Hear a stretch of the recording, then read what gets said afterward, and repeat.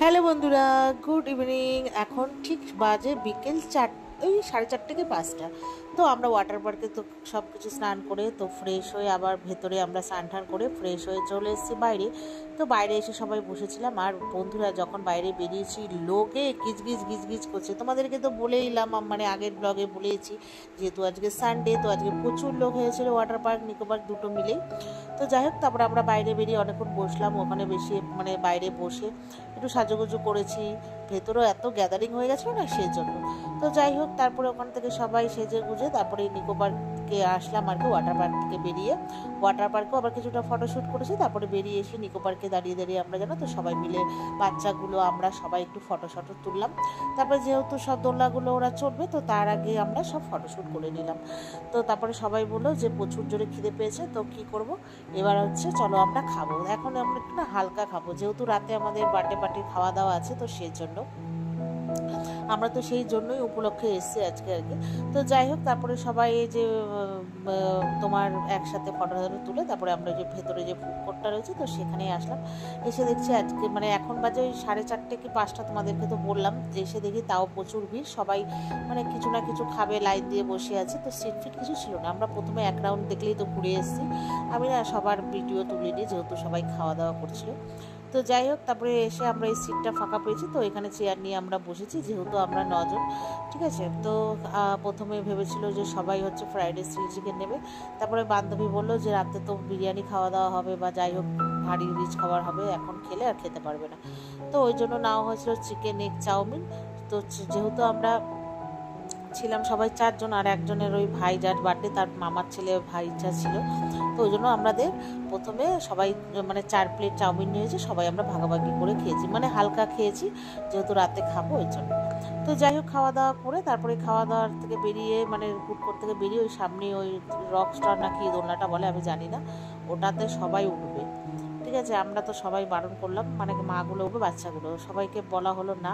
তারপর যাই হোক, ওরা বললাম দেখ প্রচুর লাইন দিয়ে দাঁড়াতে হবে, তো আমরা রাতে বাড়ি ফিরতে ফিরতে দেরি হয়ে যাবে, একটার পিছনে দাঁড়িয়ে থাকবি আর কিচ্ছু চড়তে পারবি না। তো যাই হোক, তারপর গ্লোবের ভেতর ওটা চড়া হলো, ওটাতে আমিও চড়েছিলাম।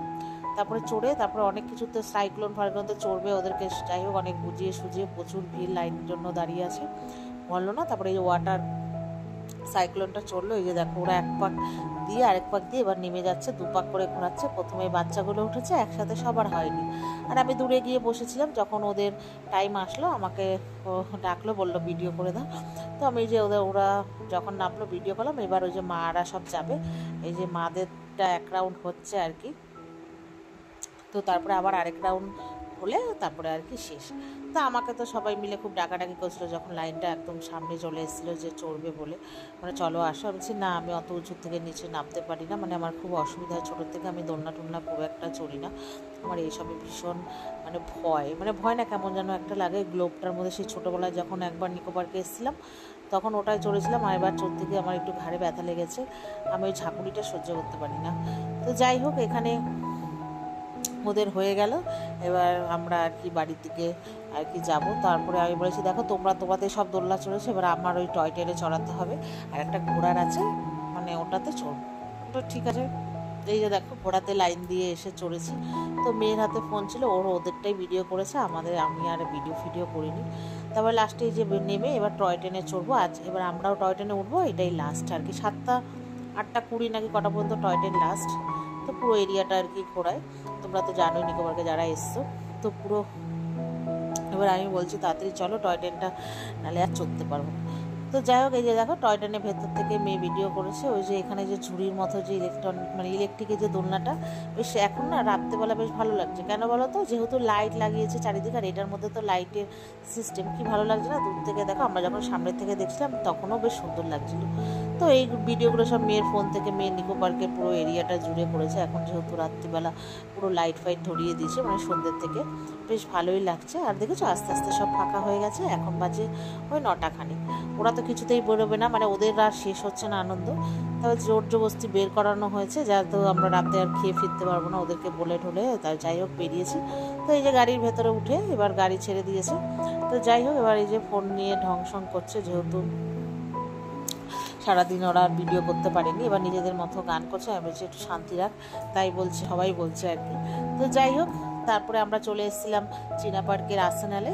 ঠিক আছে, এসে এবার আমাদের আস্তে আস্তে জানো তো, আর আসার সাথে সাথেই হচ্ছে আজকে বললাম সানডে, তো সব কিছুতেই আজকে ভিড়।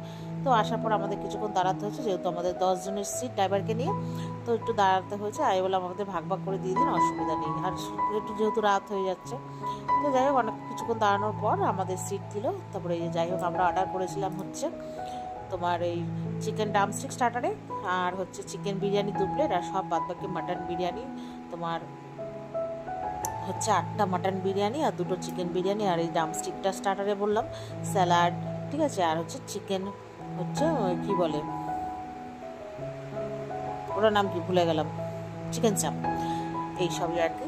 আর হচ্ছে লাস্টে হচ্ছে তোমার ওই মশালা কোক, ওটার তোমার আমি ভিডিও করিনি, কেন বলো তো, আর এখনই বাজে 10:30 খানিক, এবার আমাদের বাড়ি ফিরতে হবে, মানে 10টা বেজে গেছে। তো সবাই এত 1 প্লেট করে নিয়েছে, কেউ তো খেতেই পারিনি। ঠিক আছে, তারপরে সবাই আবার বাড়ি আর কি প্যাক করে নিয়ে চলে এসছে, যেহেতু এক তো রাত হয়ে যাচ্ছে, একটা টেনশন। ঠিক আছে, এবার আমাদেরকে তো বলে দেওয়া হয়েছিল যে আমি আর আমার যে বান্ধবী একই জায়গায় থাকে, ওরা আমাদের মানে যেখান থেকে আমরা উঠেছি ওখানে নামিয়ে দেবে, আমরা তারপরে আবার বাড়ি ফিরে আসবো, মানে নিজেরা মানে গাড়ি ফাড়ি অটো করে। তো যেহেতু এতটা রাত হয়ে গেছে বলে ওরা আমাদেরকে বাড়ি ছেড়ে দেবে বলেছে, ওই জন্য নিশ্চিন্ত। ড্রাইভারটা খুব ভালো ছিল, তো আমি বললাম যে আমাদেরকে নামিয়ে দাও,